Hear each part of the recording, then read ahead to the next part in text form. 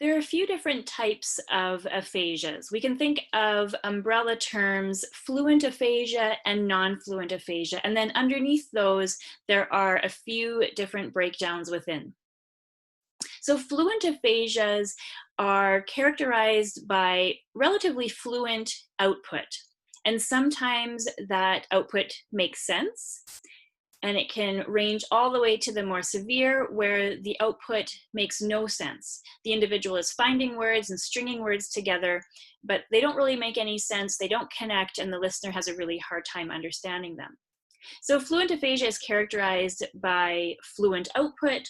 There are probably some word substitutions or lots of word substitutions. There may be neologisms, which are made up words. And the individual is often very verbose in their verbal output, whether that makes sense or whether it doesn't make sense. And I'll play a few video examples for you so you get a sense of what that means. The lesions tend to be in the posterior portions of the left hemisphere. And there are a few different types, including Wernicke's aphasia, anomic aphasia, conduction aphasia, and transcortical sensory aphasia. The other main division of aphasia would be our people with non-fluent aphasia. These individuals have very slow and labored speech, and they struggle to retrieve words or form sentences. And again, there are varying severities of this. And some individuals can be less impaired, and we have all the way to individuals who are almost completely nonverbal. The site of the lesion is the anterior portion of the left hemisphere in or near the frontal lobe.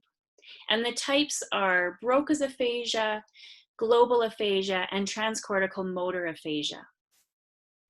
So I just want to revisit each one just briefly. Fluent aphasias, people who have fluent aphasia, because the lesion is in the posterior portion, they have less impact to their verbal output, but more impact to their comprehension. And that's because of the site of lesion. Again, their verbal output can range, but they'll have typically more impairment of their comprehension. Non-fluent aphasia, because the lesion is in the anterior portion of the left hemisphere where our verbal expression is stored, they're going to have much more difficulty with verbal expression, but if the lesion doesn't extend posteriorly, they're going to have relatively preserved auditory comprehension. And I say relatively because individuals will typically still present with some severity of auditory comprehension. And relative strength really just means in relation to the other modality. So here's a brain schematic showing the different areas that we can find the damage in the different types of aphasias. So you can see Broca's aphasia is much more anterior, and we'll talk a bit more about Broca's aphasia, and that is the area, or Broca's area, which is really important for verbal expression. And if it doesn't extend too far back, then these people, again, will have that relatively preserved auditory comprehension. You can see where Wernicke's aphasia is, and that is Wernicke's area, and that area will really impact the comprehension side of things. Even though speech will be, or language will be quite fluent, verbal output will be quite fluent, it won't always make sense, and because the person doesn't have good auditory comprehension, they're going to have a hard time with that feedback loop. They're not going to hear themselves and understand that they're not making any sense. And that's a really interesting disconnect. So let's speak to a few of the different types of aphasia and watch a few examples. Some examples of what written expression would look like for people with Broca's aphasia as opposed to Wernicke's aphasia. Both of these individuals do struggle with expression, and you can see how that comes out in their writing. So individuals with Broca's aphasia certainly struggle more with getting the actual words out, but it might make more sense. So comb, hair, knife the butter, quarter, money. Whereas the individual with Wernicke's aphasia, much more fluent in their expression, both their verbal expression and their written expression, but it doesn't always make sense. And you can see that with the words that they've selected. I have a comb in my pocket. That individual probably had a comb in their hand. I put the knife in my drawer. I bought the quarter in my pocket. So some disconnect there and potential for there to be confusion on the part of the listener. Wernicke's aphasia is a type of fluent aphasia, and as shown in the brain schema, you can see that the damage is in Wernicke's area. And so we find that verbal expression, the language is quite fluent, it's quite well articulated. There typically aren't any issues with motor speech because it's not near the motor strip, so speech is quite intelligible. But the content may be quite jumbled, it can be incoherent or incomprehensible. Lots of, we call it press of speech or rapid fire strings of sentences, very little pausing for acknowledgements or turn taking. I have once asked a client with Wernicke's aphasia, how are you? That's just how I started my session. How are you? And 20 minutes later, they stopped talking. And I probably should have stopped them before that, but I was really early on in my career and I was kind of curious to see how long is this going to go on for? 20 minutes. And completely off topic the whole time. And they continued to move from one topic to the next. Auditory comprehension of individuals with Wernicke's aphasia, it's typically quite impaired, and they, like I mentioned, they don't have that feedback loop to make those modifications of their own output. Reading comprehension and written expression are typically also impaired. So let's watch a video now of this individual, Brian, and it'll give you a better sense of what Wernicke's aphasia can sound like and look like, I guess. So Brian was on a cruise here. He's speaking to Megan Sutton, who's a speech language pathologist out of Vancouver. She has a company called Tactus Therapy. And one thing they do is they go on a cruise and individuals come with their family members and they get speech therapy and lots of activities as well. So it's quite a lot of fun for these individuals. And she was kind enough to make this video so we could get a good sense, so individuals, you and I, could get a good sense of what Wernicke's aphasia looks like. So just take a listen.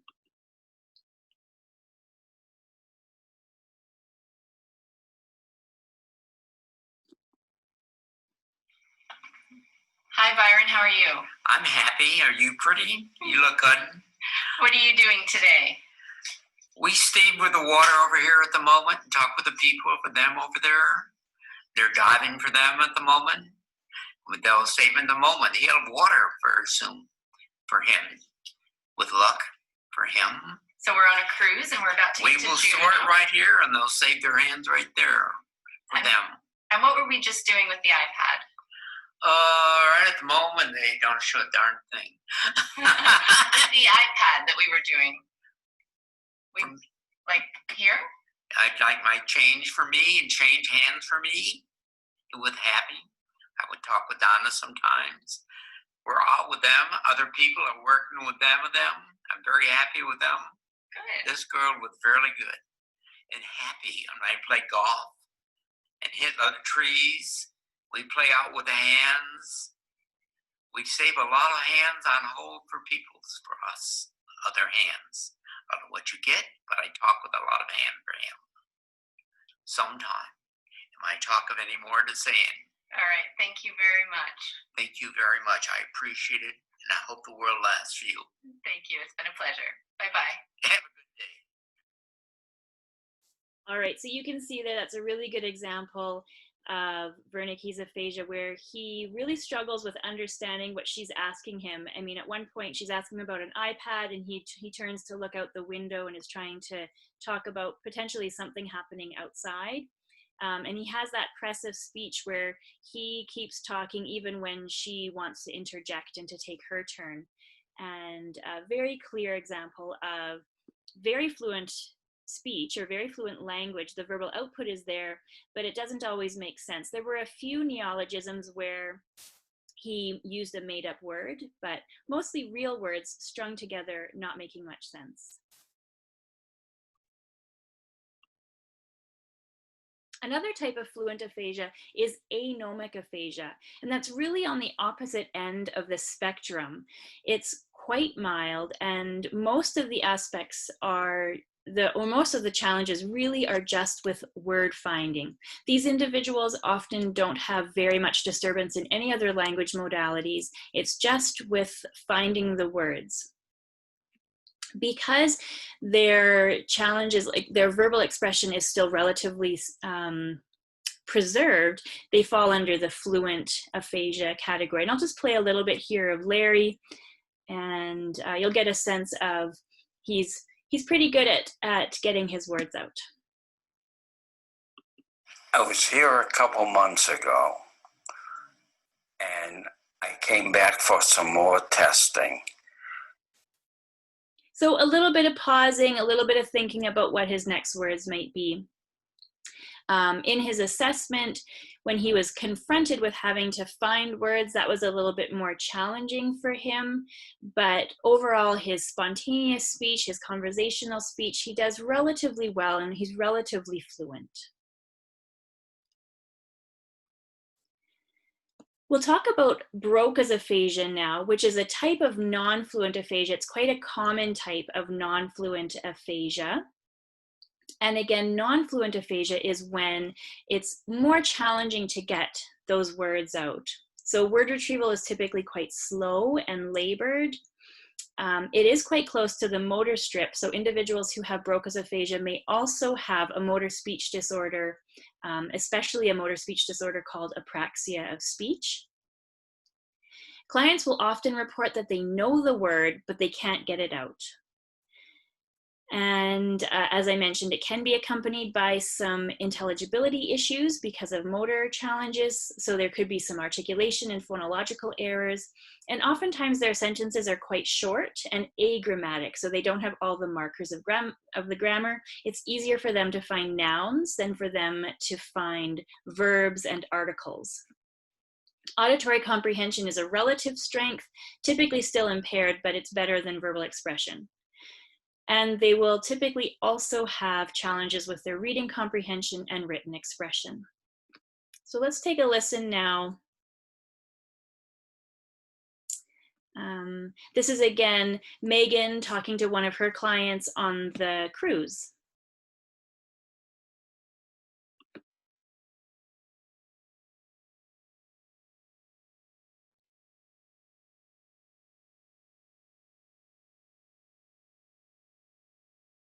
Can you tell us your name? Mike Caputo. And Mike, when was your stroke? I was 7 years ago. Okay. And what did you used to do?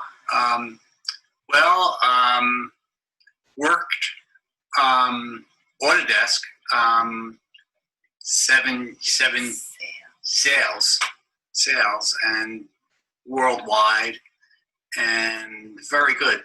Yeah. Okay. And who are you looking at over there when you turn your head? That's my wife. Okay. And why is she helping you to talk? She's a speech. So you have trouble with your speech? Yeah. And what's that called? Aphasia. All right. And so why don't you work now? I do. And what do you do now? Voices of Hope aphasia. And what is Voices of Hope?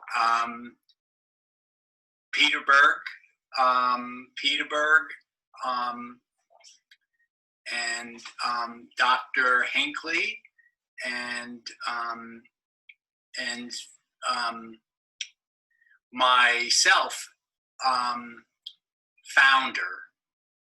founder for me, and I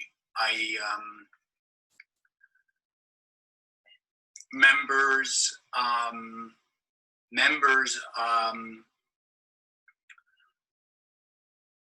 the members, probably 6 people. So 60 people are part of Voices of Hope, Yes. which is an aphasia support group Yes. that you founded. Yes. And Dr. Jackie Hinckley is part of that. Yes. Okay, great. It's not a support group. No, It's it's a program. programs. It's 3 days.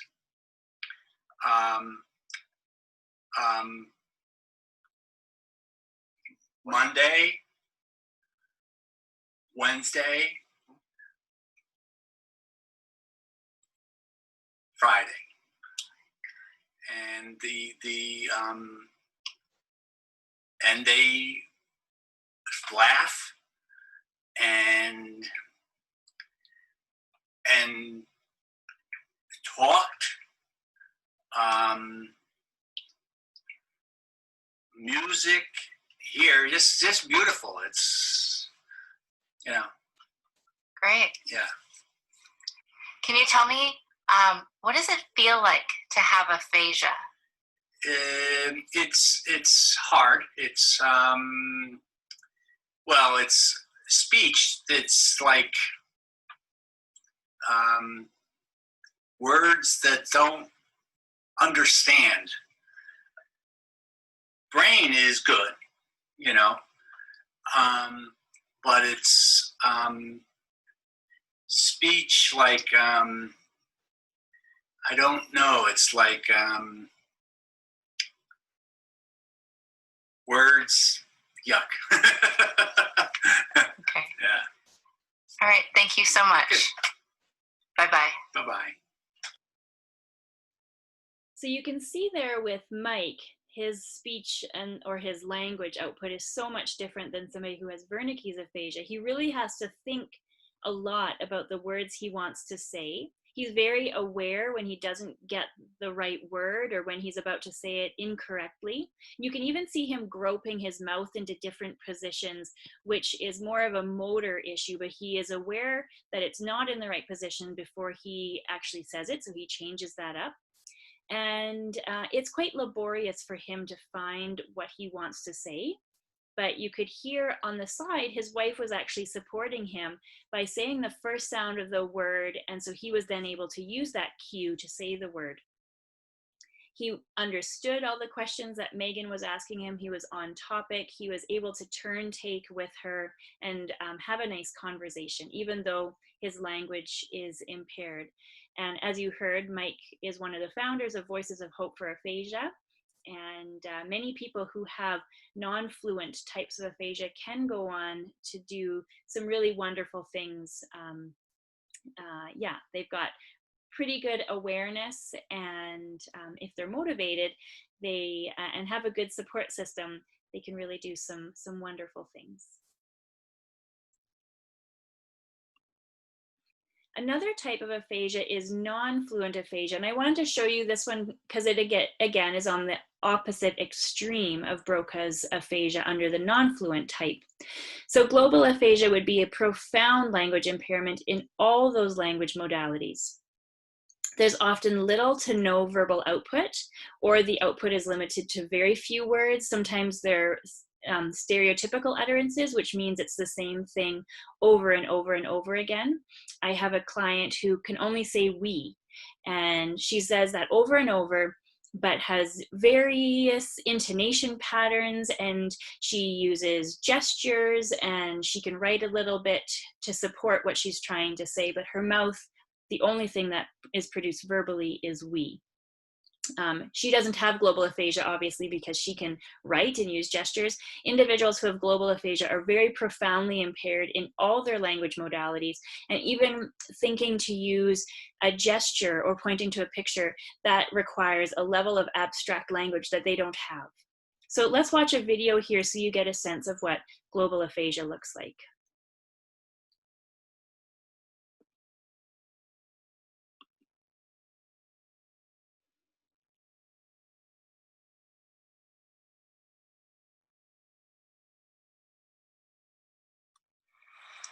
You're on film. All right. All right. So, I want you to tell me what is going on in this picture. So tell me everything you see. Yeah.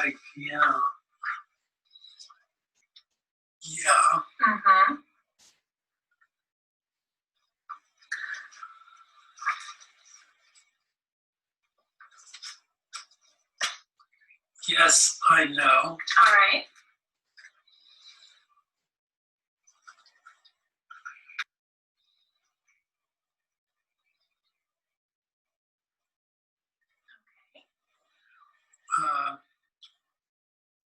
And I don't know.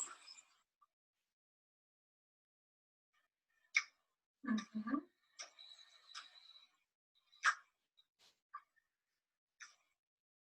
Yep. Okay. All right. All right. Can you Yes. tell me anything else? No? Yes. All right. Awesome.